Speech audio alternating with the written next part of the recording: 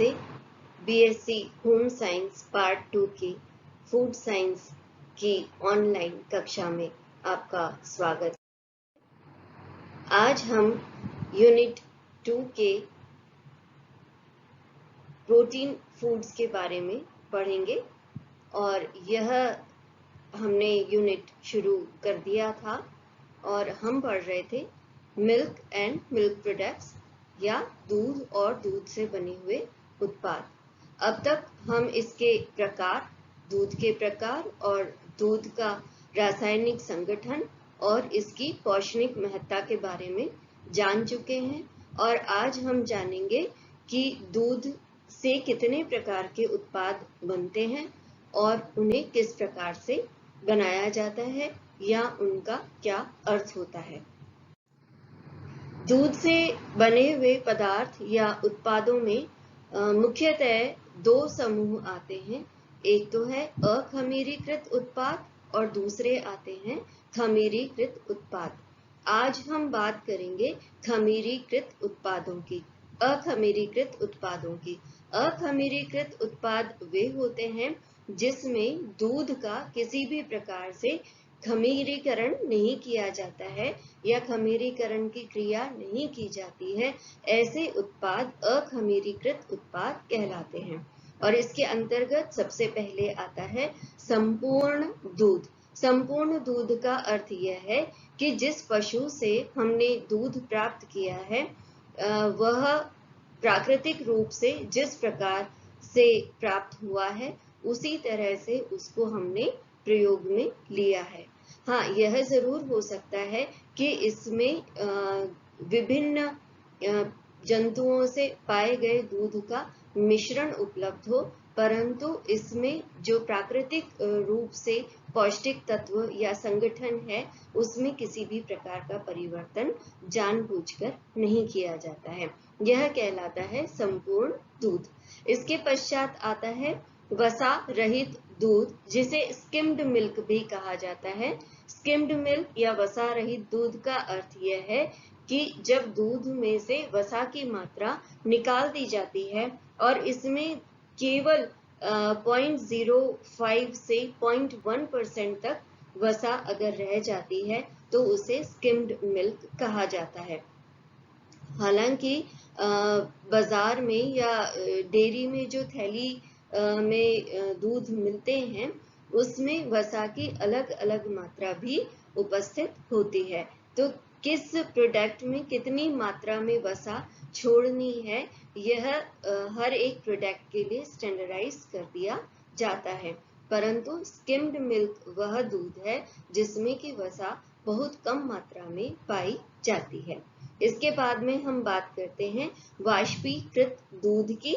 वाष्पीकृत दूध या evaporated milk वसा रहित दूध से या संपूर्ण दूध से बनाया जा सकता है और इस प्रक्रिया में दूध का 50 से 60% पानी वाष्पीकरण प्रक्रिया द्वारा निकाल दिया जाता है।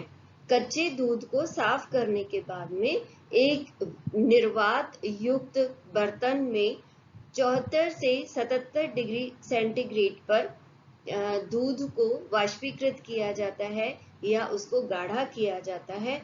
उसके बाद इसमें विटामिन डी का फोर्टिफिकेशन किया जा सकता है। कुछ उत्पादों में किया जाता है, कुछ में नहीं किया जाता है और इसके हाइड्रोजनीकरण के बाद में दूध को डिब्बों में भर लिया जाता है। जीवाणु रहित करने के लिए इन डिब्बों को 118 डिग्री सेंटीग्रेड पर 15 मिनट तक गर्म किया जाता है। उसके बाद में इसे ठंडा कर देते हैं और इस प्रक्रिया के दौरान दूध में उपस्थित शर्करा और प्रोटीन में परस्पर क्रिया होने के कारण भूरे रंग का पदार्थ बनता है और इस अभिक्रिया को कहते हैं मलाड रिएक्शन। इसलिए इवेपोरेटेड मिल्क जो है वो हल्के भूरे रंग का हो सकता है और साथ ही ये जो भूरे रंग का पदार्थ बनता है इसकी एक विशिष्ट सुगंध होती है, वह भी इस उत्पाद में पाई जाती है। मिलावट रोधी अधिनियम के अनुसार एक वाष्पीकृत दूध में 26% तक ठोस तत्व होने चाहिए और 8% तक इसमें वसा उपस्थित होनी चाहिए। तो यह दूध कहलाता है वाष्पीकृत दूध या इवेपोरेटेड मिल्क। अब हम बात करते हैं मीठे सांद्र दूध की, या जिसको स्वीटेंड कंडेंस्ड मिल्क कहा जाता है। आप लोगों ने कंडेंस्ड मिल्क का नाम अच्छी तरह से सुना होगा। मिल्क मेड का एक कंपनी है जिसका कंडेंस्ड मिल्क हम लोग अक्सर उपयोग में लेते हैं। सो कंडेंस्ड मिल्क भी एक प्रकार का वाष्पीकृत दूध ही है, परंतु यह उसके जैसे जीवाणु रहित नहीं किया जाता है और इसलिए इसमें जीवाणुओं की ग्रोथ को रोकने के लिए शर्करा मिलाई जाती है, जिससे इसका परासरणीय दबाव या कंसंट्रेशन शर्करा के ज्यादा होने के कारण इसमें जीवाणु वृद्धि नहीं कर पाते हैं, क्योंकि उन्हें मुक्त जल वृद्धि के लिए उपलब्ध नहीं होता है। इस सांद्र दूध के निर्माण के लिए दूध को पाश्चुरित करने के बाद में सांद्र किया जाता है और इसमें सुक्रोज का मिश्रण मिला दिया जाता है। एक कंडेंस्ड मिल्क में या स्वीटेंड कंडेंस्ड मिल्क में 65% तक शर्करा होती है। इस दूध का प्रयोग छोटे बच्चों को दूध के स्थान पर पिलाने के लिए नहीं करना चाहिए। यह मिठाइयाँ या बेकरी उत्पाद बनाने के काम में आता है। मिलावट अवरोधी अधिनियम के अनुसार निर्मित उत्पाद में ठोस दूध तत्वों की मात्रा 31% होनी चाहिए और वसा की मात्रा 9% तक होनी चाहिए। अब हम बात करते हैं अगले उत्पाद की, तो वह है सूखा दूध पाउडर, यानी दूध का हम बिल्कुल सुखाकर या उसका जो पानी है उसको बिल्कुल उड़ा दिया जाता है। लगभग 3% आर्द्रता की मात्रा उसमें रह जाती है और इसको कहते हैं दूध पाउडर या ड्राइड मिल्क पाउडर। शीत संग्रहण के बिना ही इस दूध को लंबे समय तक संग्रहित करके रख सकते हैं। सबसे पहले दूध की क्लीनिंग करके उसमें जो उपस्थित ठोस तत्व हैं उनकी मात्रा निर्धारित कर ली जाती है कि जितना भी दूध हम पाउडर बनाने के काम में ले रहे हैं तो उसका एक जैसा संगठन हमें प्राप्त हो, इसलिए उसमें वसा की मात्रा और अन्य ठोस तत्वों की मात्रा समान कर ली जाती है। अगर इनकी मात्रा कम है तो ऐड कर ली जाती है और अगर अधिक है तो निकाल ली जाती है। यह उच्च तापक्रम पर निर्जलीकरण का कार्य किया जाता है। यह तापक्रम सामान्यतया पाश्चुरीकरण के ताप से कुछ अधिक होता है और इसके कारण दूध में रोगजन्य जीवाणु जो होते हैं वो पूरे के पूरे नष्ट हो जाते हैं। साथ ही लाइपेज एंजाइम भी नष्ट हो जाता है, इसलिए दूध के संग्रहण के दौरान वसा का अपघटन नहीं होता, ऑक्सीकरण नहीं होता और इसमें दुर्गंध नहीं आती है। सबसे पहले निर्वात की स्थिति में तापक्रम की प्रतिक्रिया से दूध का 2/3 जल निकाल दिया जाता है और इस सांद्र दूध को गर्म हवा के कक्ष में प्रवाहित किया जाता है। इस प्रक्रिया के फलस्वरूप अच्छी गुणवत्ता का दूध पाउडर प्राप्त होता है। इस पाउडर में आर्द्रता, जैसा कि मैंने बताया, 3% या उससे भी कम होती है। स्प्रे द्वारा सुखाने की प्रक्रिया में वसा रहित दूध जब बनता है तो 10% लाइसिन नष्ट हो जाता है, जबकि अगर हम रोलर द्वारा दूध को पाउडर में परिवर्तित करते हैं तो 40% तक लाइसिन नष्ट हो जाता है। इसलिए हमें ऐसी प्रक्रिया का उपयोग करना चाहिए जिसमें लाइसिन की मात्रा कम से कम नष्ट हो। सुखाने के पश्चात दूध को इस प्रकार से डिब्बा बंद करना चाहिए कि दूध के पाउडर को वायु, नमी और प्रकाश से बचाव हो सके। संपूर्ण दूध पाउडर 6 महीनों तक संग्रहित किया जा सकता है और इस दूध पाउडर में जल अवशोषण की क्षमता होती है, इसलिए जब भी हमें इसकी आवश्यकता होती है इसमें गर्म पानी मिला दिया जाता है और यह पुनः तरल दूध में परिवर्तित हो जाता है। इसके बाद में वे पाउडर की हम बात करेंगे। वे पाउडर चीज एवं केसीन प्रोटीन के निर्माण के समय जब दूध से केसीन प्रोटीन या छेना निकाल दिया जाता है, तो मैंने आपको बताया था कि पीछे जो हल्के हरे रंग का या फ्लोरेसेंट ग्रीन कलर का, हरे पीले रंग का जो पदार्थ या तरल रह जाता है उसे हम वे कहते हैं। और इसमें भी क्योंकि बहुत अच्छी मात्रा में प्रोटीन और विटामिन उपस्थित होते हैं, इसलिए इसको नष्ट नहीं किया जाकर सुखा लिया जाता है। और आजकल बाजार में जो लोग जिम जाते हैं या अपनी बॉडी बनाना चाहते हैं उनके लिए वे पाउडर बाजार में मिल रहा है, ताकि वे अपनी प्रोटीन की रिक्वायरमेंट पूरी कर सके, क्योंकि यह मांसपेशियों के विकास में आवश्यक है। वे पाउडर से कई और उत्पाद भी बनाए जा सकते हैं। उदाहरण के लिए बिना अंडे का केक और क्रीम आदि को फेंटने के लिए इसका इस्तेमाल किया जा सकता है। इसमें झाग निर्माण की क्वालिटी होती है, इसलिए इसे सूप, ग्रेवी आदि को गाढ़ा करने के लिए भी काम में लिया जा सकता है। इसके प्रयोग से निर्मित उत्पाद जो है वो हल्का भूरा रंग का हो जाता है, ऐसा मलाड रिएक्शन के कारण होता है। इस गुण का प्रयोग ब्रेड, बिस्किट, टॉफी इत्यादि के निर्माण में किया जाता है। भूरेपन के साथ साथ लैक्टोज शर्करा की दूध के प्रोटीन से प्रक्रिया होने पर विशिष्ट सुगंध एवं सुवास उत्पन्न होती है, इसलिए ये बेकरी उत्पादों के लिए बहुत उपयोगी है। अब हम दूसरे प्रोडक्ट की बात करते हैं, वह है खोया। खोया या मावा आप लोगों ने सुना होगा। इसमें दूध को खुली कढ़ाई में गर्म किया जाता है और धीरे धीरे वह वाष्पीकृत होता रहता है, उसकी प्रोटीन स्कंदित हो जाती है और पकाते समय दूध को निरंतर चलाते रहते हैं और तब तक पकाया जाता है जब तक कि वह अर्ध ठोस अवस्था में ना आ जाए।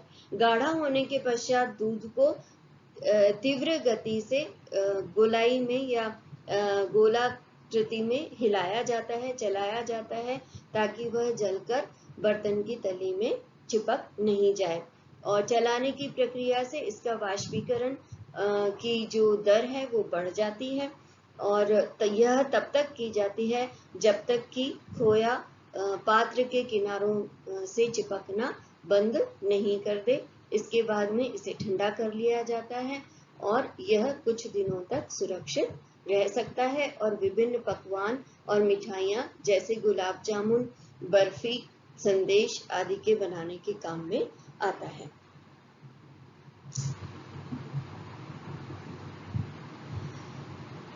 भैंस के दूध से निर्मित खोए में 46% तक वसा होती है और दूध से निर्मित खोए में 35% तक वसा रहती है और खोए में लैक्टोज शर्करा उपस्थित रहती है। इस प्रकार से यह खोया 3-4 महीनों तक रखा जाता है और अगर इसमें चीनी मिला दी जाए या मिठाई इसकी जो है अगर उसे खुली हवा में रख दिया जाए या नमी से बचा कर रखा जाए तो 3-4 महीने तक इसको स्टोर करके रखा जा सकता है। इसका नेक्स्ट उत्पाद है रबड़ी।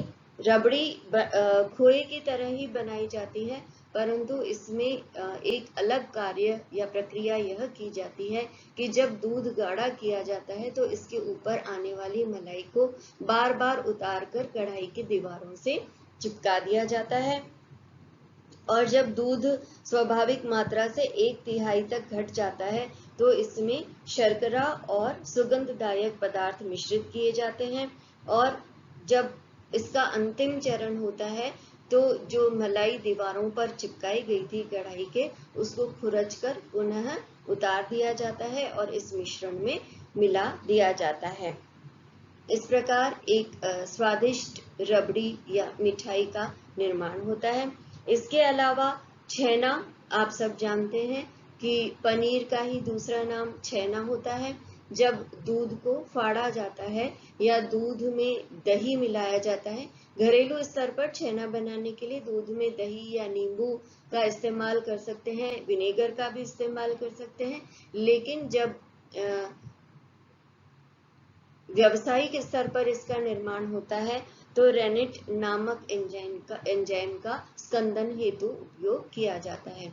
जब दूध फट जाता है, इसका केसीन भाग अलग हो जाता है, तो इसे छान लिया जाता है और जो अवक्षेपित केसीन है उसे ही छेना कहा जाता है। और इस छेने का प्रयोग रसगुल्ला, रसमलाई आदि बनाने के काम में किया जाता है। दूसरा उत्पाद है हमारा या अगला उत्पाद है बासुंदी। यह दूध का निर्मित गाढ़ा, मीठा और ठंडा उत्पाद है। दूध को खुले बर्तनों में आधा हो जाने तक पकाया जाता है और इसके बाद इसमें चीनी और सुगंधदायक तत्व मिलाकर ठंडा कर दिया जाता है और इस प्रकार बासुंदी तैयार की जाती है। अगला उत्पाद है घी। इससे आप सब परिचित हैं। घी को दो तरीके से निकाला जा सकता है या बनाया जा सकता है। एक तो दूध की मलाई को एकत्रित करके और उसको गर्म किया जाता है, जिससे उसके ठोस पदार्थ अलग हो जाते हैं, जल जाते हैं और इसको घी को छानकर निथार कर अलग कर लिया जाता है। और दूसरी प्रक्रिया है मक्खन के द्वारा घी का निर्माण। तो पहले दूध का दही जमाया जाता है या मलाई को जावन देकर जमाया जाता है। उसके बाद में इसको चर्न करके या मथ कर मक्खन निकाला जाता है और इस मक्खन को जब गर्म करते हैं तो हमें 3 परत प्राप्त होती है। सबसे निचली परत में छाछ इकट्ठी हो जाती है, बीच में मक्खन होता है और उसके ऊपर दही के कुछ कण होते हैं। तो सर्वप्रथम निचली परत को छानकर निकाल दिया जाता है। उसके बाद 100 डिग्री सेंटीग्रेड पर कुछ अवधि तक पकाने के बाद दही की परत को भी छानकर निकाल दिया जाता है और इस प्रक्रिया के बाद में एक सुगंधदायक घी तैयार हो जाता है। दूध से बने हुए अखमीरीकृत उत्पादों की कड़ी में आखिरी उत्पाद है आइसक्रीम। मुझे विश्वास है आप सबको आइसक्रीम बहुत पसंद होगी। यह दूध के द्वारा निर्मित उत्पाद है। इसमें सामान्यतया संपूर्ण दूध, वसा रहित दूध, क्रीम, मक्खन, सूखा दूध पाउडर एवं कस्टर्ड आदि सामग्रियां प्रयुक्त होती हैं। साथ ही मिठास हेतु इसमें शर्करा या कृत्रिम स्वीटनिंग एजेंट्स मिलाए जा सकते हैं। इन सभी तत्वों का मिश्रण कम तापक्रम पर जमाया जाता है और जब आइसक्रीम को जमाया जाता है तो इस मिश्रण को लगातार धीरे धीरे हिलाया जाता है ताकि इसमें बर्फ के क्रिस्टल जमने नहीं पाए और साथ जब हम इसको ग्रहण करें तो यह सॉफ्ट और क्रीमी महसूस हो। रेफ्रिजरेटर का या फ्रिज का जब तक आविष्कार नहीं हुआ था तो आपको ध्यान हो तो पहले एक ठेले वाला कुल्फी लेके आया करता था, तो उसके पास में एक बॉक्स होता था। उस बॉक्स में बर्फ रहती थी और कुल्फी के सांचे रहते थे जिसमें वह रबड़ी डाल देता था और एक सरकंडा डाल देता था। हालांकि अब भी यह बनती है और जब इसके बाहर बर्फ होती है तो धीरे धीरे उसकी ठंडक से यह रबड़ी जम जाती है और आइसक्रीम का रूप ले लेती है। तो यह थे दूध से बने हुए अखमीरीकृत उत्पाद और अगले टॉपिक में या अगले वीडियो में हम चर्चा करेंगे दूध से बने हुए खमीरीकृत उत्पादों की। आपने यह वीडियो देखा, इसके लिए आपका बहुत बहुत धन्यवाद और अब मैं पुनः उपस्थित होंगी खमीरीकृत उत्पादों को लेकर आपके समक्ष।